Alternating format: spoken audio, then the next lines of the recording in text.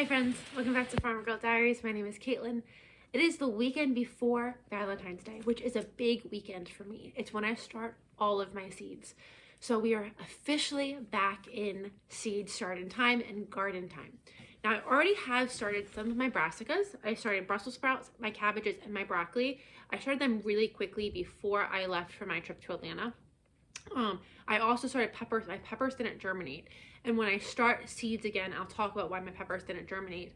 I think I have an idea, and we're just going to restart them. A little later than I would have liked, but it is what it is. But I wanted to talk about, I just got the rest of my seeds delivered. So I want to talk about what I'm growing this year, and I'm growing a lot of new things this year and why I'm growing new things this year.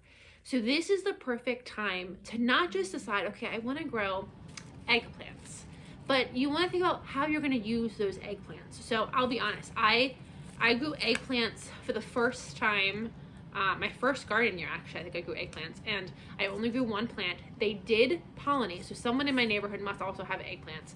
Eggplants are one of the vegetables that you need to have at least two plants, because you need them to pollinate off each other.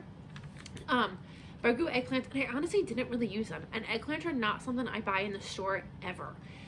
So I wasn't gonna plant something and take up valuable space in my garden. My garden is not huge, so I didn't want to take up valuable space in the garden when it's something I'm not really gonna use. Well, that changed last year. Last year I made a fried eggplant. So I just fried eggplant, I feel like an eggplant parm. And then instead of putting it on parm, I put it with a tomato caprese salad. So I did like a fried eggplant, a nice big thick beef tomato slice, fresh mozzarella, basil, and then caprese, not caprese sauce, balsamic vinaigrette.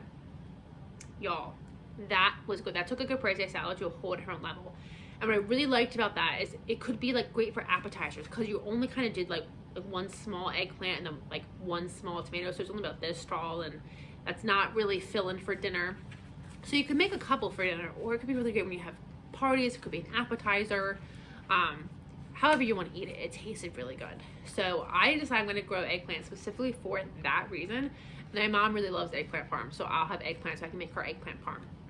And then I also do, and I'm not a massive fan of it, but it's a good way to use up eggplant, is Ina Garten has a recipe for eggplant caponata. And it's basically making like an eggplant salsa. It's not a salsa, but it's kind of like a salsa. And I've made that before, and that's decent. It's not my favorite, but it's also something that if I made like once every couple of years, I think I would enjoy. So now is the time that you're starting to think about what you're planting. You want to think about what you plan to use that for. So as I go through my seeds and what I'm planting, I'm going to explain why I'm planting the quantities that I'm planting and why I'm planting, like what item I expect to get out of this. So the first one is I'm doing this really fun. This is brand new to me, an eggplant. And what is it called? I'm really bad at my accents and my foreign words. Listata de Gandia. I don't think I said that right. But I'm really excited. That's a really pretty eggplant. So I'm excited to have that. And that's also going to add color. When I love to do my big harvests, and that's going to add color to my big harvest days too, and I'm excited for that. I'm going to keep some things to the side as I go over some things. New to me this year is I'm doing a tomatillo. Let me see, where can I go with this? Tomatillo, Rio Grande Verde tomatillo. And this is another plant you need to have two. You should have two. Again, I planted this before. I planted one, didn't use any of them, and it did pollinate. But I'm going to plant two to make sure I definitely get pollination. I planted two, so I'm going to plant this year. I'm not a huge fan of tomatillos, but I keep seeing a lot about tomatillo salsa, green salsa. So I planted these specifically to make salsa verde. I did make salsa verde from my green tomatoes last year, and that is definitely passable in things. It's good. It's not something I'm going to really want to eat on its own. But it's 100% good. I love it with turkey tacos. But there you go. I decided I want to try to do a legit salsa verde with some tomatillos. And then as I was looking for tomatillos, I found this, and this is a Tamarillo Dwarf, and it says this is a miniature version of the regular Tamarillo. I have no idea what Tamarillo is, but this one ripens small golden fruit in clusters, it eventually grows into a small tree. Oh, interesting. I need to remember that so I don't rip this out, because this could grow, or maybe it still dies. It just eventually grows into a tree in that year span. I don't know. I forget what the seed catalog said about tamarillos, but I have some. So we'll see what I think about that. Again, new to me is a ground cherry. I have heard so many people talk about how much I love ground cherries that I decided I'm going to give them a try. So I bought a packet, and we're going to see if we like these. So I'm just doing these to see if I like them. I don't have any plans for them yet. And then is there anything else? Okay, no. Okay. So I have more, but I want to do those in the groups that they come in, if that makes sense. So I have multiple lists of things, what I'm growing and how many I'm growing. So we're just going to start at the top and we're going to work our way down. So for my peppers are my favorite thing to grow, and I do so many things with peppers. But my jalapenos, I do my cowboy candy, obviously. I do a jalapeno relish. And this year, for the first time, I did jalapeno pepper poppers that I made and put in the freezer. And I'm 1,000% going to do that again. And I did probably about 50 last year, and I want to bump that number up a good deal, because I think for me, I don't put snacks in my house. I don't have chips. I don't have snacks in my house, because if I have snacks, I eat them. And I'm 100% someone that eats out of boredom or that eats when they're watching TV. So I just don't buy it. But every now and then I do get hungry and I do want a snack. And the jalapeno peppers have become that really great snack I can have. I can go get 3 or 4, put them in a toaster oven and snack and like eat them. And it's an easy snack.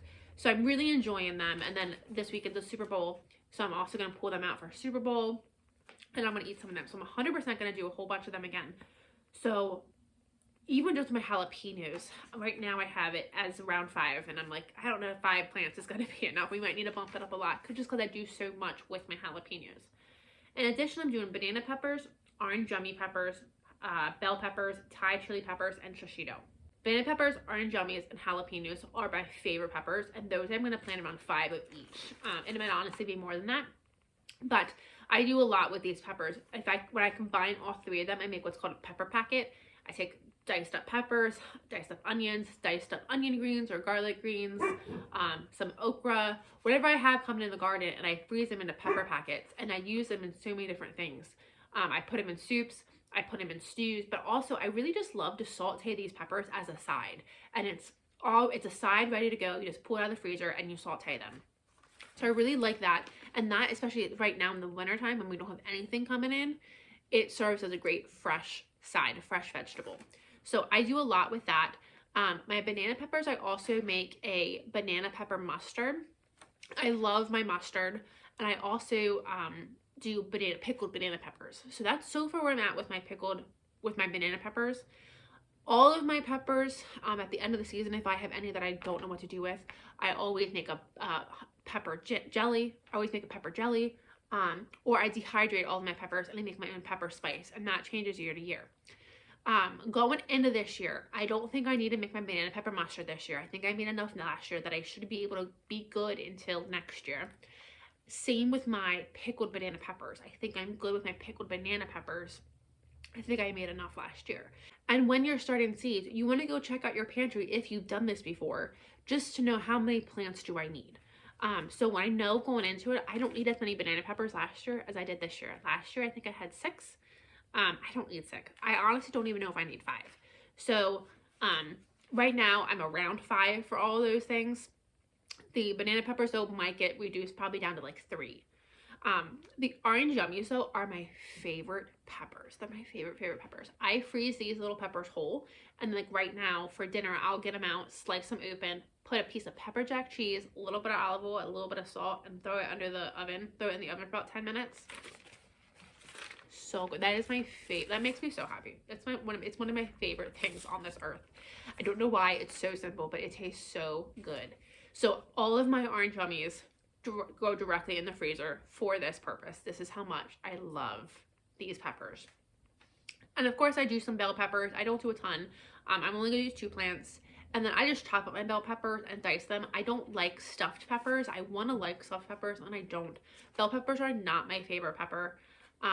But every now and then you do need bell peppers for recipes. I do make a couple of things that I really want that bell pepper in there. So I grill them and I dice them and put them in the freezer. So I only need 2 because I don't do a ton of them. Thai chili peppers.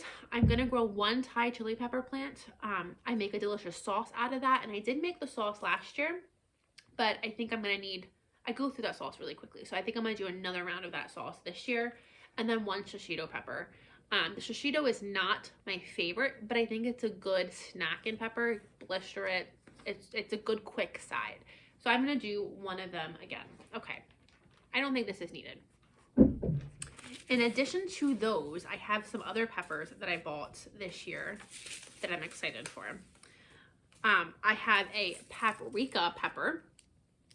And this is, of course, to make your own paprika powder. So I am going to grow these, dehydrate these, grind these up, and then this will be my own paprika, which I'm excited about. And then following that same idea, I bought a cayenne pepper. And this, I've bought cayennes for the past couple of years to make my own cayenne powder. And same thing, grow them, dry them, grind them up. And you have your own cayenne pepper powder. So I like that. I did a chili pepper the other year to make my own chili powder. I don't have a chili. I don't think I have chili. I might need to see if I can find an already sorted chili pepper plant. That's different than the Thai chili. The Thai chili is different than what you would use as chili powder. And then the last pepper that I bought that I'm excited to try is a habanada pepper. This is like a habanero, but it doesn't have the heat. It has the fruity and floral notes of a habanero without any heat. So I don't like a lot of heat. So I'm excited to try the habanada. I've heard that a lot of people really like this habanada. If you're interested, if you were here with me last year, there were a couple of things I grew last year that I'm not growing this year. Mainly the golden pippin honey pepper and the sugar rush peach. I'm not going to either of those this year. I will grow them again in the future. I don't need them right now. The Sugar Rush Peach was too hot. It's not a snacking pepper. It is a hot sauce pepper. And I made 1 pint of this hot sauce. And I haven't tried it yet. I'll be completely honest. I haven't tried it yet. And I already make a peach hot sauce that I really like. And the Sugar Rush Peach is supposed to have peachy note, but I already make a peach hot sauce, so I don't really know. I haven't used my Sugar Rush Peach hot sauce yet. I've been using my peach hot sauce because I know I like that. So I'm not doing the Sugar Rush Peach.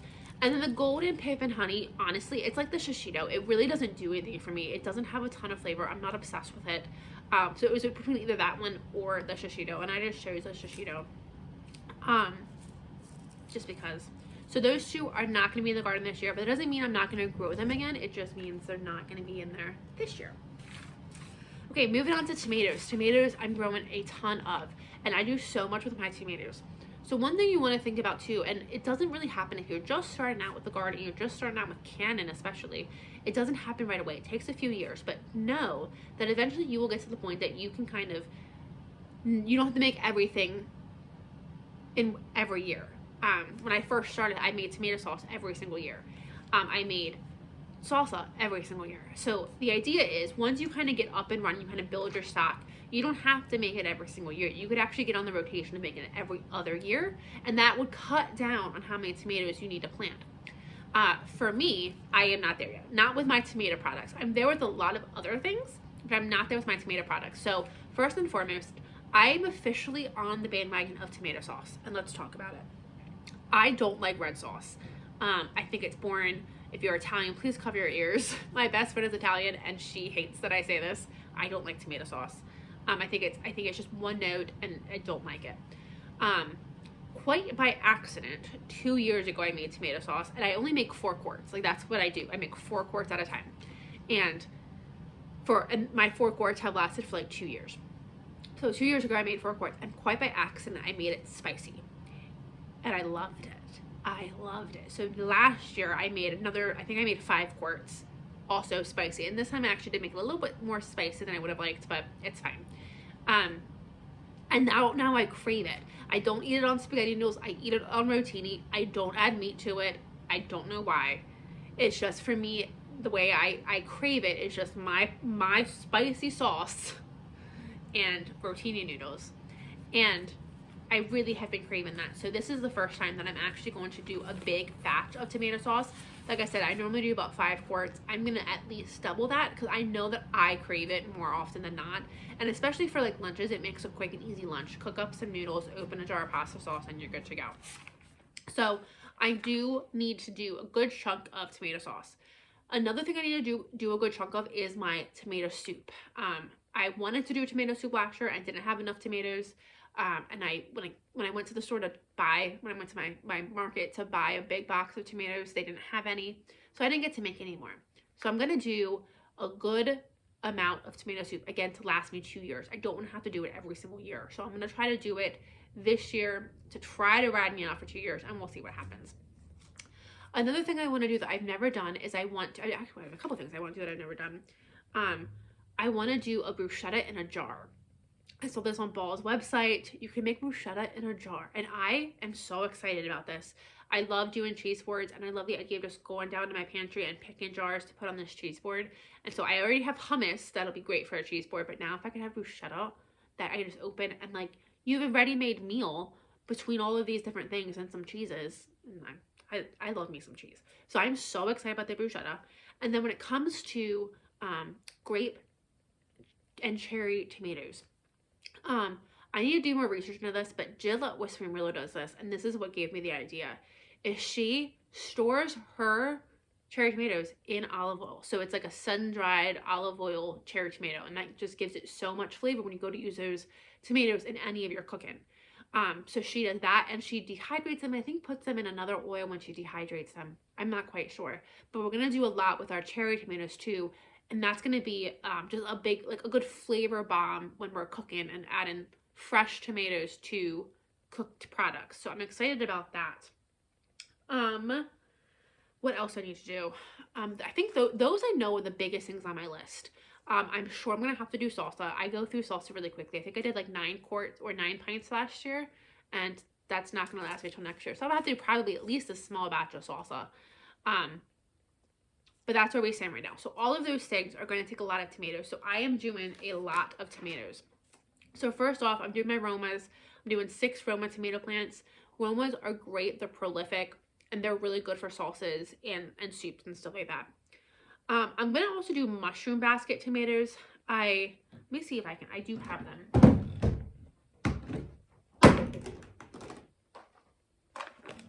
I tried to grow mushroom basket tomatoes last year and they didn't germinate. So I'm going to try again this year. I just think they look so fun. I want them, when I pick out my tomatoes, I want tomatoes both for all the things I'm going to do with them, but I want to be able to pick like this gorgeous array of tomatoes. I want to have different sizes and colors and shapes, and I think this one's just going to add a lot of fun interest into my garden harvest. We're also going to do a golden nugget mini tomato. It's a cherry tomato, and I didn't do that last year. These little yellow cherry tomatoes are my favorite thing. They're also called sun golds.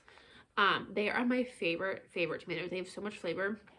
That with a little ball of mozzarella, a little piece of basil on a toothpick is dynamite. Add some pasta salad and throw it all in one big bowl with some balsamic glaze. Ugh, so good. So we're 100% going to do that again.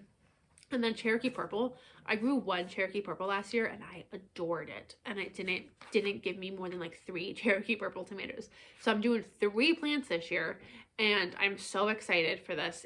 They're so good. And what I do with them a lot is I eat them however you eat tomatoes. But my new thing that I did is I would melt some butter and I would do the brown butter. I got this from Jess at Roots and Refuge. You do some brown butter and you pour it over your tomatoes with a little bit of salt. And I definitely found when I put it on all the tomatoes, the ones I liked with it the best and the ones I kept coming back to were the Cherokee Purple. I kept taking the Cherokee Purple and dumping it through the butter and adding some salt, and that was good. So we're going to do that.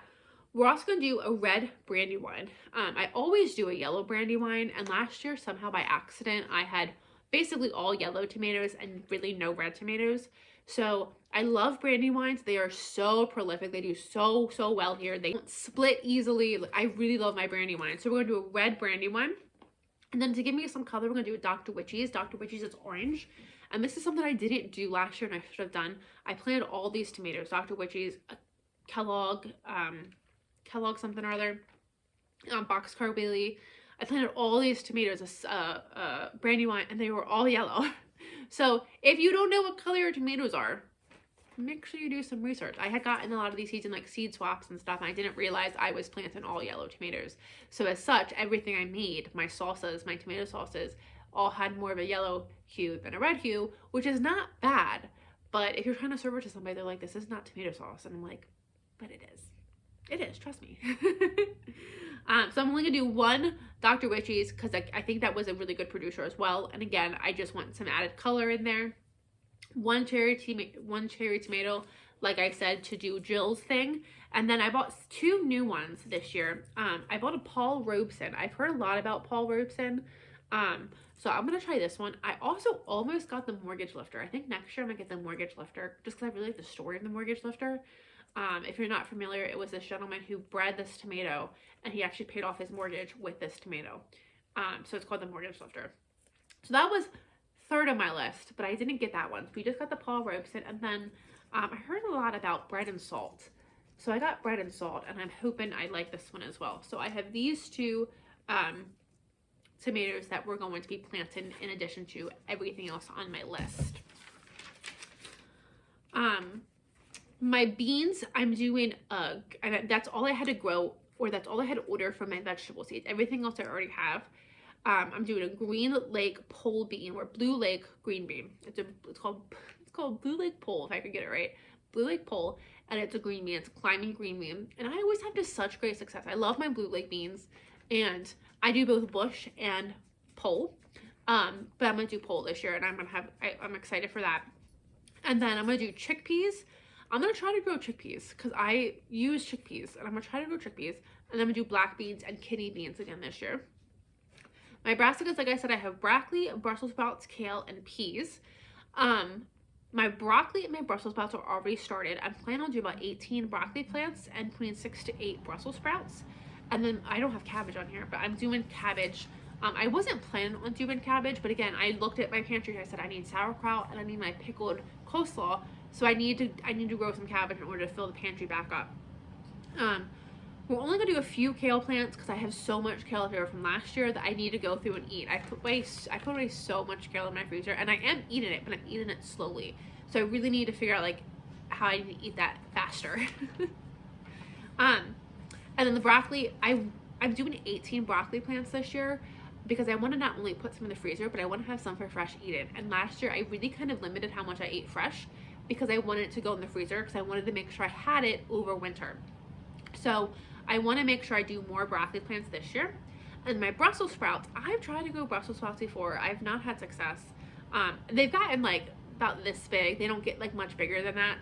So we're going to try them again this year because last year I bought Brussels sprouts from market, but I made a delicious pickled balsamic Brussels sprouts that is really, really delicious when I'm just to add to as a side to anything. So when I came back from Atlanta, my parents had made me a meatloaf, and I opened up a can of these balsamic Brussels sprouts, roasted them for 20 minutes. Didn't have to do a single thing other than pour it on a pan, and I had a delicious side to go with the dinner my parents had already brought me.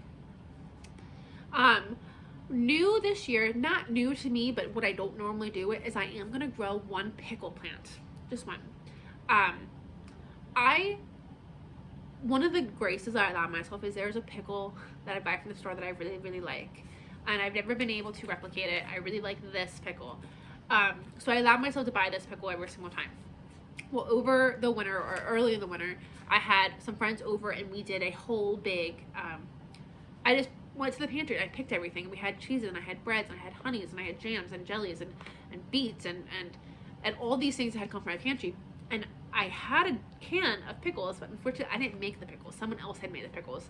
And so I got to say, like, everything on this table is mine except for the pickles. So, and we got kind of talking. I've made pickles in the past, and the people that were at this dinner had my pickles in the past and loved my pickles in the past. I do a couple different fun combinations.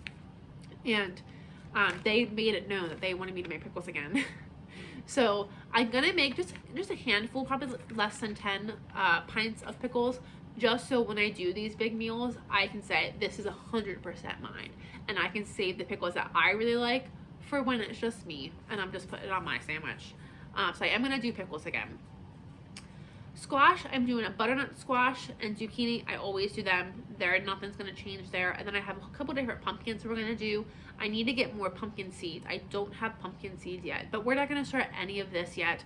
All of my squash plants will start like at the end of March. We have plenty of time. My okra, I'm gonna stick with that burgundy okra this year. Last year I did this beautiful purple burgundy okra. Oh, I have it right here. And it's really pretty. I really like it. So we're gonna plant that puppy again. And again, he just adds color into the garden. Let's see. I think that's actually about it. I think I covered everything that I planted, surprisingly. I do have an herb list. We're not gonna go over the herb list right now because I don't quite know what I'm doing. I don't know if I'm starting my own herbs or I'm buying herbs. I'm not quite sure. So we're just gonna ignore the herbs for right now. But let's briefly talk about flowers, just really, really quickly.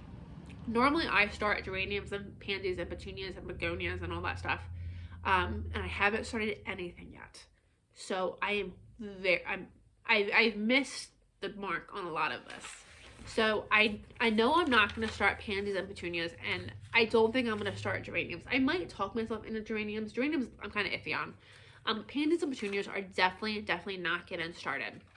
It's too late. I normally start them around Halloween, and that's the thing. It happens every year. I wear myself out and I need a break from the garden. I never want to give up the garden, but I definitely need the break from the garden. So I kept telling myself to start these seeds. It is February and I have not started those seeds. So they're not getting started. But I am going to start begonias. I think I can, well, I'm pretty positive I still have time for my begonias.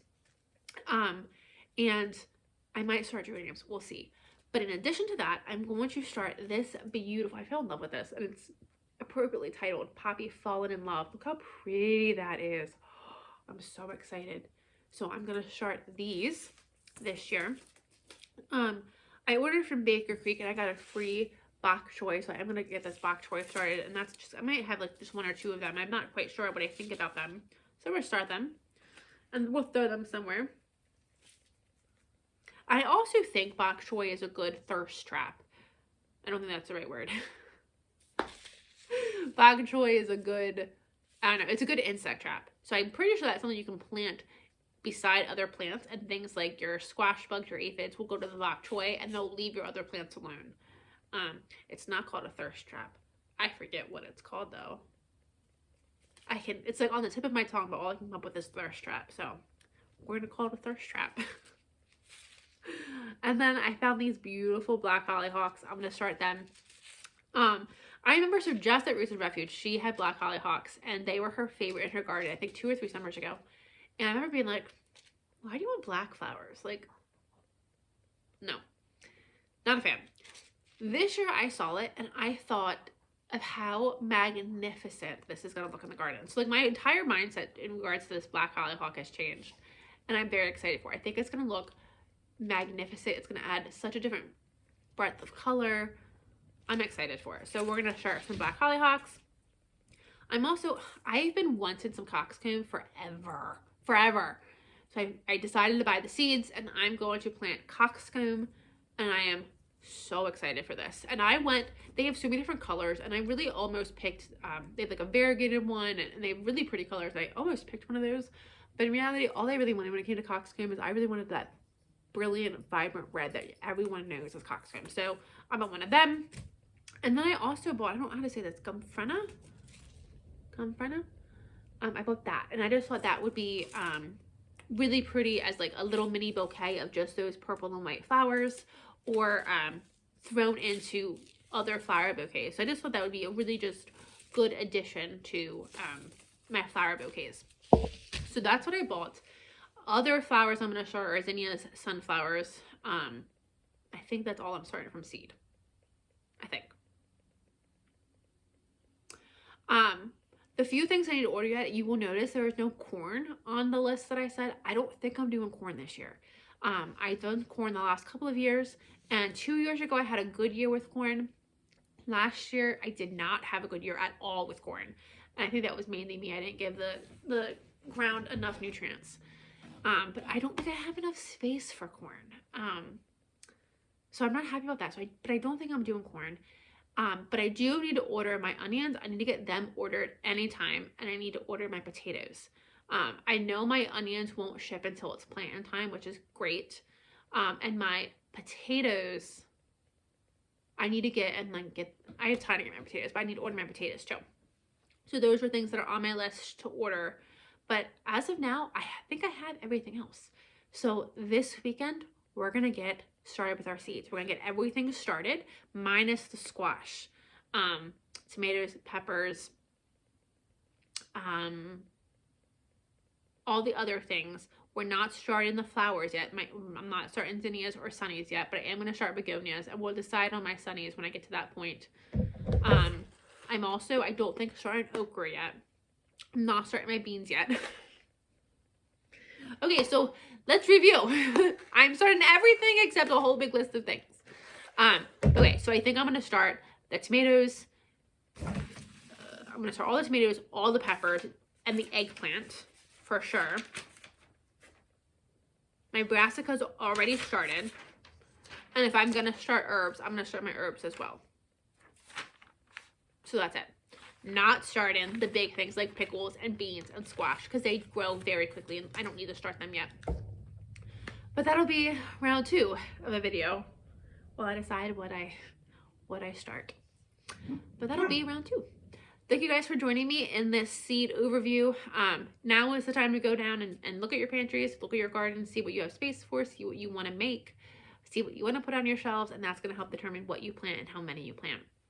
Thank you guys for joining me. I'll see you in the next video.